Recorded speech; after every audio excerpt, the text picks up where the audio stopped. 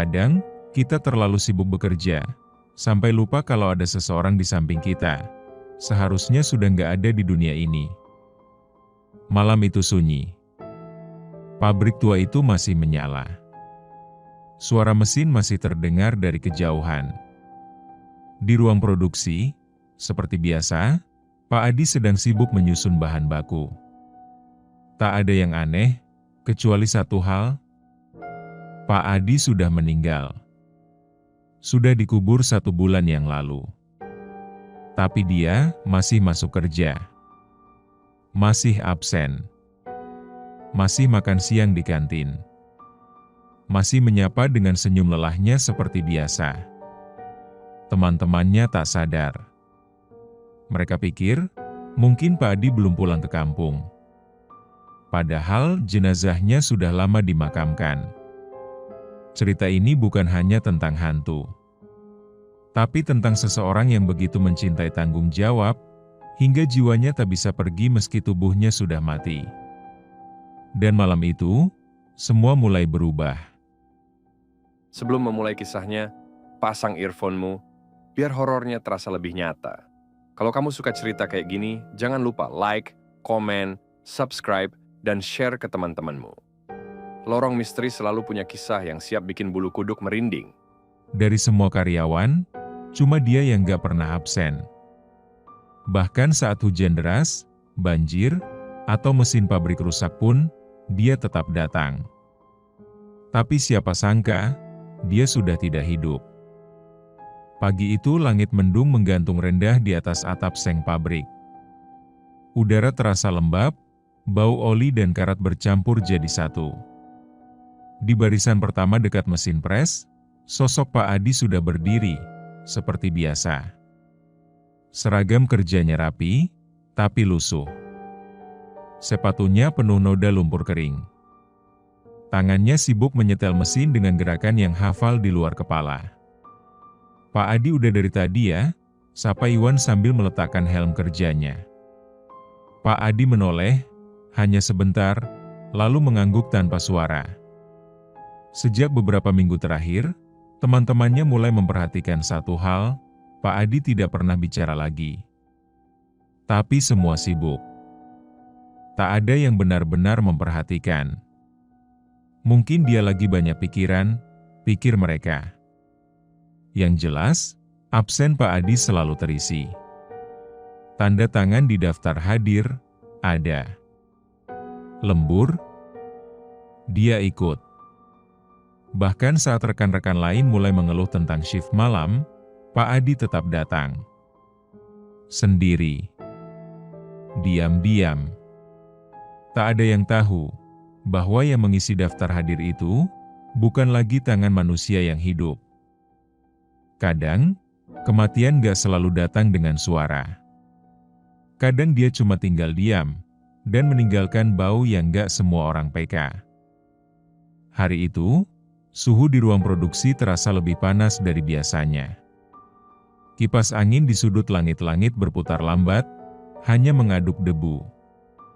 Mesin-mesin tua masih berdentum, tapi ada satu hal yang mulai mengganggu para karyawan. Bau busuk samar yang makin hari makin menyengat. "Lu nyium gak, Van? Kayak bangkai gitu," bisik Joko pada rekannya, sambil menoleh gelisah. Ivan mengernyit. "Iya. Gue pikir ada tikus mati. Tapi dari kemarin dicari nggak ketemu-temu." Bau itu selalu tercium saat shift pagi, terutama di dekat meja kerja Pak Adi. Tapi anehnya, begitu dia pergi ke toilet atau ke kantin, baunya ikut hilang. Salah satu OB pernah iseng menyemprotkan pewangi ruangan dekat meja itu. Tapi hanya dalam hitungan menit, bau itu kembali. Lebih tajam. Lebih menusuk. Dan satu hal yang membuat bulu kuduk meremang. Seekor kucing oranye yang biasa tidur di bawah mesin, tiba-tiba mengeong keras lalu lari terbirit-birit setiap kali Pak Adi mendekat. Tapi tetap, tak ada yang curiga. Karena siapa yang tega menyangka, kalau mungkin, bau itu berasal dari tubuh yang tak seharusnya lagi berada di sini, mata manusia bisa tertipu. Tapi kamera, kadang, dia justru menangkap sesuatu yang tak boleh dilihat. Malam itu, Arman, teknisi pabrik, sedang lembur sendirian di ruang kontrol. Ia mengecek CCTV karena ada laporan mesin sering menyala sendiri setiap pukul 3 pagi. Dia rewin rekaman hari-hari sebelumnya, lalu memperhatikan 1 jam yang aneh, pukul 3.33. Dan disitulah, ia melihatnya. Sosok Pak Adi masuk dari pintu belakang pabrik. Langkahnya lambat, tapi pasti. Tapi anehnya, pintu besi itu tak terbuka sedikit pun. Tak ada suara. Tak ada gerakan dari selnya. Dan, yang membuat Arman tercekat, bayangan tubuh Pak Adi tak tampak di lantai. Kakinya tidak menyentuh tanah. Layar CCTV tiba-tiba membeku. Statik. Lalu hitam. Waktu di layar berhenti di angka yang sama, pukul 3.33. Setelah beberapa detik, rekaman berjalan lagi. Tapi Pak Adi sudah tidak ada. Mesin sudah hidup, bekerja sendiri. Tanpa operator. Arman menatap layar monitor dengan wajah pucat. Tangannya gemetar saat mengambil rokok, tapi koreknya jatuh. Ia mencoba menyapa petugas security lewat radio. "Bang, lu barusan lihat Pak Adi lewat belakang gak?" Jawaban dari seberang radio membuat darahnya dingin. "Lah, Pak Adi? Masih di ruang produksi kali, men. Tadi lewat depan. Gue nyapa dia kok." Tapi Arman tahu, di CCTV, yang dia lihat barusan, bukan manusia biasa. Kadang, bukan jawabannya yang kita butuhkan. Tapi cukup tatapan hangat dan senyum, agar kita merasa ditemani. Tapi bagaimana kalau, senyumnya datang dari yang seharusnya sudah tiada? Hari itu siang, panas menyengat sampai ke dalam ruang produksi. Di sela istirahat, Rudi menghampiri Pak Adi yang tengah duduk di bangku kayu, memandangi lantai kosong. "Pak Adi," sapanya pelan, "Anak gimana kabarnya sekarang? Masih kelas 2 SMA ya?" Pak Adi menoleh, menatap Rudi dengan wajah letih tapi, ada senyum kecil yang muncul. Sayangnya, tak ada satu kata pun keluar dari mulutnya. Hanya diam. Rudi mengernyit. "Lagi capek ya, Pak?" Tak ada jawaban. Hanya angin yang mendadak dingin menyapu tengkuk Rudi. Ia merasa aneh, seperti ditatap dari dalam, bukan dari luar. Seolah sorot mata Pak Adi tak punya pantulan cahaya. Kosong. Seketika suasana berubah. Di balik suara obrolan karyawan lain, Rudi merasa suara dunia menghilang. Hanya detak jantungnya yang terdengar kencang. "Kenapa baru sekarang aku sadar?" Pak Adi kurus sekali. Matanya cekung. Bibirnya pucat kehijauan. Rudi cepat-cepat pamit, meninggalkan Pak Adi sendiri di bangku tua itu. Sejak saat itu, Rudi jatuh sakit. Demam tinggi. Setiap malam mimpi sosok Pak Adi hanya duduk, diam, menatapnya, seolah ingin bicara, tapi tak bisa. Dan yang membuatnya takut bukanlah mimpi itu, tapi rasa bersalah. Karena dulu, waktu Pak Adi masih hidup, Rudi selalu menghindari ajakannya ngobrol. Ada benda-benda yang menyimpan memori, bukan dalam bentuk data, tapi dalam bentuk rasa. Dan ketika waktu seseorang di dunia berhenti, kadang jam di sekitarnya ikut menyerah. Ruang manajer di pabrik itu sederhana. Hanya ada meja tua, lemari besi, dan 1 jam dinding bulat berwarna krem yang selalu berdetak sejak pabrik berdiri. Tidak pernah rusak. Bahkan saat gempa beberapa tahun lalu, jam itu tetap berjalan, seperti tak terpengaruh apapun. Sampai suatu pagi, Pak Jaya, manajer senior, masuk ruangan dan mendapati keheningan aneh. Jam dinding itu berhenti. Jarumnya terdiam di posisi ganjil, pukul 3.33. Pak Jaya mengetuk kaca jam, mengganti baterai, bahkan membawa teknisi. Tapi jam itu menolak hidup. Selalu mati di waktu yang sama.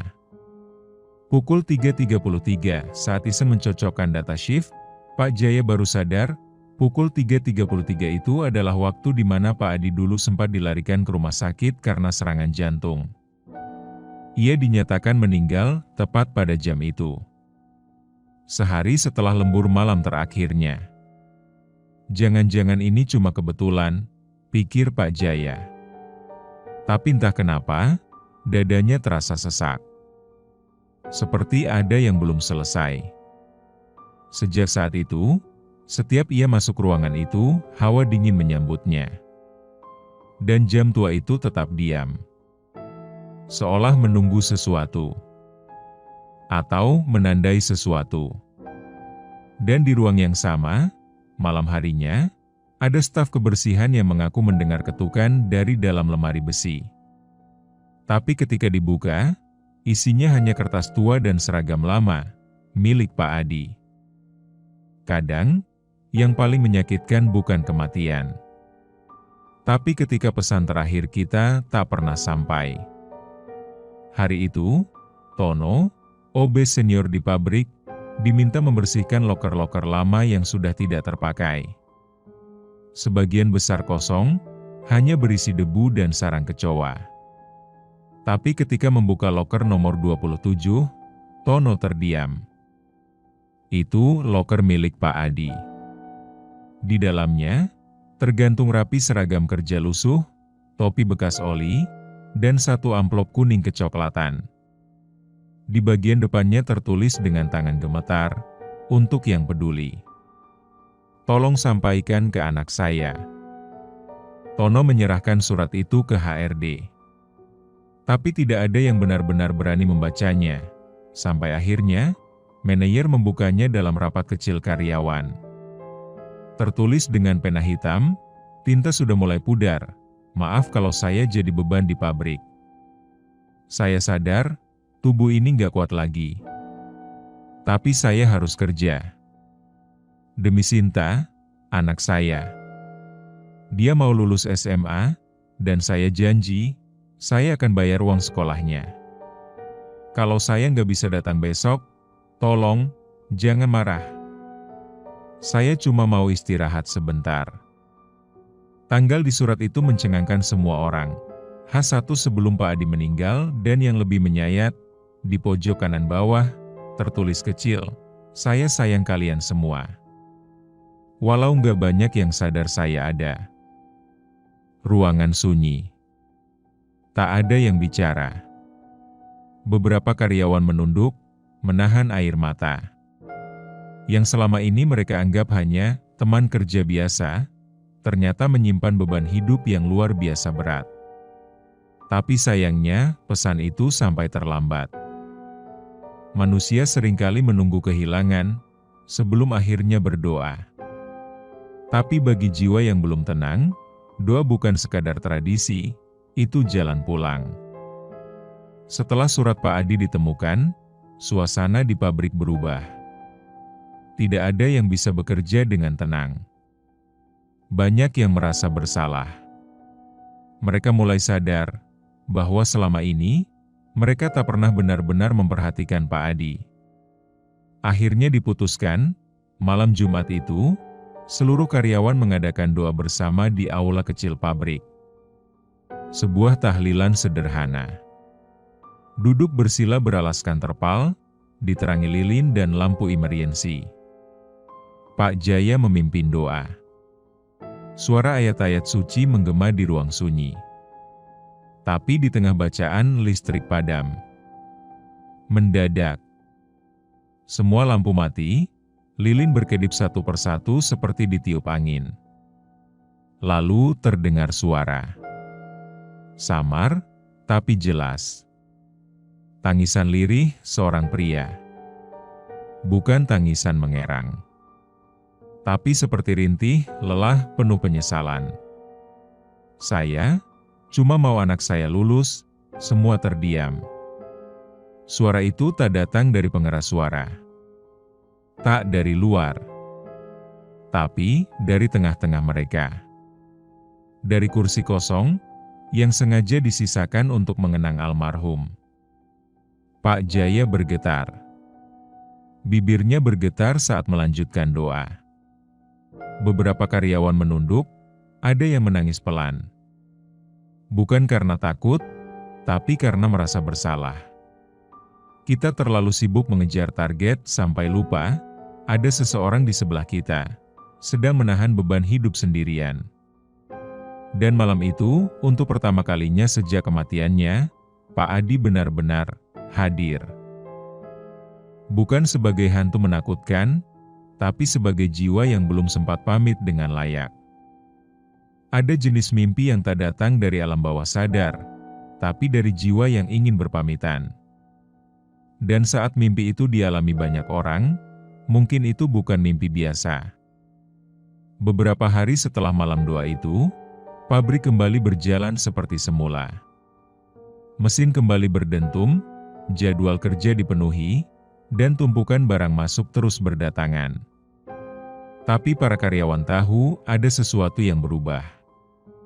Satu persatu mereka mulai bercerita, pelan-pelan, dengan nada bingung, takut, sekaligus haru. Aku mimpi Pak Adi, duduk di ruang produksi, senyum ke aku, terus pergi, gue juga. Dia jalan ngelewatin lorong, terus hilang di balik pintu gudang. Dia ngelambai ke aku, tapi mukanya tenang banget. Kayak orang yang udah lega. Semua mimpi itu terjadi di malam yang sama. Dalam mimpi itu, Pak Adi tidak lagi pucat. Tidak membungkuk. Tidak diam. Tapi tersenyum. Wajahnya damai.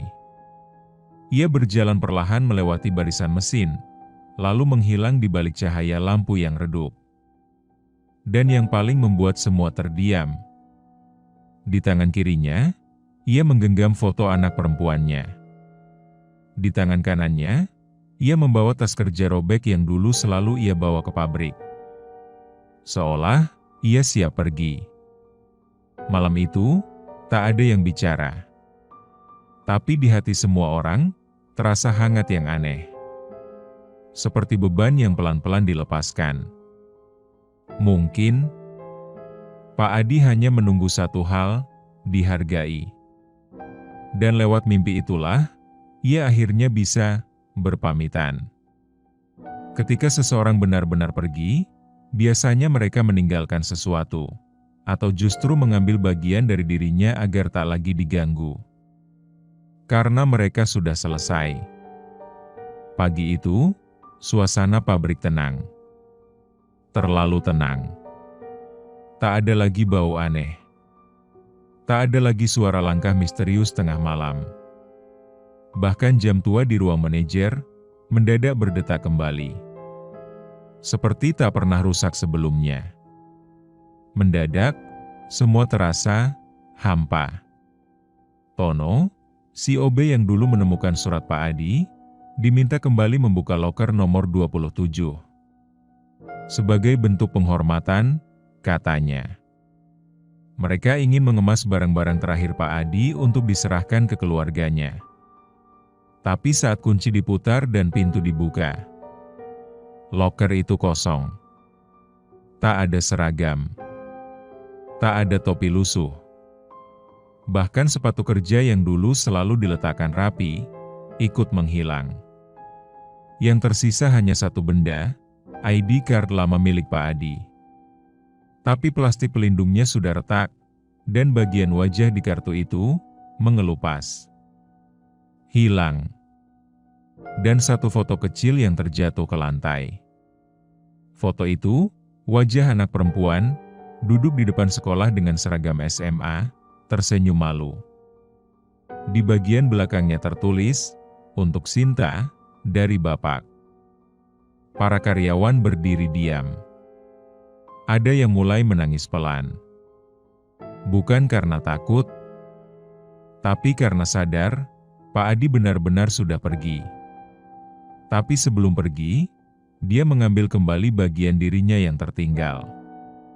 Karena mungkin, bagi jiwa yang hanya ingin menyelesaikan janji, barang-barangnya bukan sekadar benda. Itu adalah saksi dari cinta dan pengorbanan. Tak semua warisan berbentuk tanah atau emas. Ada yang meninggalkan cinta dalam bentuk pengorbanan diam-diam, yang tak pernah diceritakan, hanya diperjuangkan. Seminggu setelah semuanya reda, HRD menerima surat dari Koperasi Karyawan. Isinya mengejutkan semua orang. Pak Adi, sejak 3 tahun terakhir, rutin menyisihkan sebagian besar gajinya untuk satu hal, tabungan pendidikan. Tak pernah ia sentuh. Tak pernah ia ceritakan. Bahkan saat dirinya sakit parah, ia tak pernah mengambil sepeser pun dari dana itu. Jumlahnya cukup besar. Cukup untuk membiayai anaknya, Sinta, sampai lulus kuliah. Bahkan ada catatan kecil di memo pembayaran. "Jika saya tidak bisa antar Sinta ke kampus nanti, tolong sampaikan padanya bahwa Bapak sangat bangga. Jangan malu karena Bapak cuma karyawan pabrik. Cuma itu yang Bapak bisa kasih." Surat itu sampai ke tangan Sinta. Dan di hari kelulusannya nanti, ia berencana datang ke pabrik, bukan untuk menangis, tapi untuk mengucap terima kasih. Dan sejak saat itu, loker nomor 27 dibiarkan kosong. Ditempeli kertas kecil bertuliskan tangan rekan-rekan kerjanya. Untuk Pak Adi, yang paling setia, yang paling diam, yang paling mencintai. Pabrik kembali berjalan. Mesin tetap berdentum. Tapi bagi mereka yang pernah bekerja bersama Pak Adi, suara mesin kini mengandung gema berbeda. Seperti napas seseorang yang terus bekerja, bahkan setelah tak lagi hidup. Karena sesungguhnya, cinta seorang ayah tak pernah benar-benar mati. Kita seringkali mengabaikan orang yang paling diam. Padahal bisa jadi, mereka sedang menanggung beban paling berat. Kalau kamu masih punya orang tua, atau kamu adalah seorang anak, tolong peluk mereka hari ini. Jangan tunggu sampai mereka pergi, baru kamu sadar, ternyata cinta mereka begitu dalam. Kalau cerita ini menyentuh hatimu, bantu share ke temanmu. Biar makin banyak orang belajar untuk menghargai sebelum kehilangan. Prime, terima kasih sudah mendengarkan kisah ini sampai habis. Jangan lupa like, komen, subscribe, dan share ke teman-temanmu. Lorong Misteri akan selalu punya kisah yang siap bikin bulu kuduk merinding, dan jika mau request judul cerita, silahkan komen di kolom komentar di bawah. Kami akan buatkan untuk kalian.